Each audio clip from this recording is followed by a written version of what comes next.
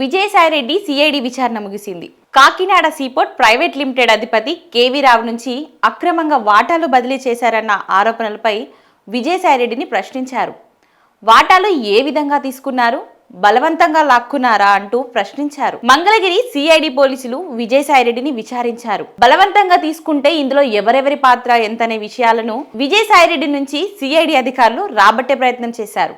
YCP హయాంలో Kakinada seaport limited Kakinada సెజ్లో 3,600 కోట్ల విలువైన వాటాలను వాటి యజమాని కార్నాటి వెంకటేశ్వరరావు అంటే కేవీ రావు నుంచి బలవంతంగా లాక్కున్నారనే కేసులో వైసీపీ మాజీ నేత మాజీ ఎంపీ విజయసాయిరెడ్డికి ఏపీ సిఐడి ఈ మధ్య నోటీసులు ఇచ్చింది.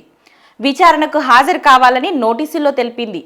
ఈ కేసులో విజయసాయిరెడ్డి A2 కాగా జగన్ బాబాయ్ వైవి సుబ్బారెడ్డి కుమారుడు విక్రాంత్ రెడ్డి A1 గా ఉన్నారు. ఈ వ్యవహారంలో మనీ లాండరింగ్ జరిగినట్లు గుర్తించిన ఈడీ మనీ లాండరింగ్ నిరోధక చట్టం కింద అభియోగాలు మోపి కేసు నమోదు చేసింది.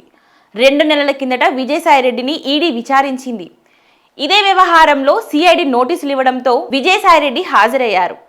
విచారణ అనంతరం విజయసాయిరెడ్డి మీడియాతో మాట్లాడారు. కేవీరావు ఫిర్యాదులో ప్రస్తావించిన అంశాల ఆధారంగా సిఐడి అధికారులు ప్రశ్నించారని తెలిపారు.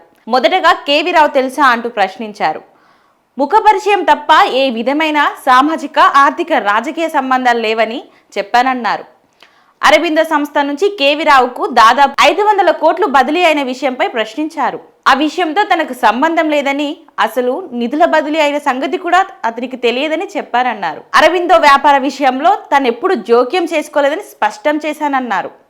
తన కుమార్తె ఆ కుటుంబంతో ఉండడం తప్ప అరబిందో సంస్థతో ఎలాంటి ఆర్థిక సంబంధాలు లేవని చెప్పానన్నారు. అదే సమయంలో విక్రాంత్ రెడ్డి గురించి కూడా అధికారులు అడిగితే సుబ్బారెడ్డి కుమారుడిగా తెలుసని చెప్పానని విజయసాయిరెడ్డి తెలిపారు. 500 కోట్ల లావాదేవీలకు సంబంధించి జగన్మోహన్ రెడ్డిని కాపాడేందుకు మీరు విక్రాంత్ రెడ్డి కలిసే నగదు బదిలీ చేశారా అని అధికారులు ప్రశ్నించారు. అయితే ఈ డీల్ విషయం జగన్కు తెలియదని చెప్పానన్నారు. అలాగే తనకు ఎలాంటి సంబంధం లేదని చెప్పానని విజయసాయిరెడ్డి తెలిపారు.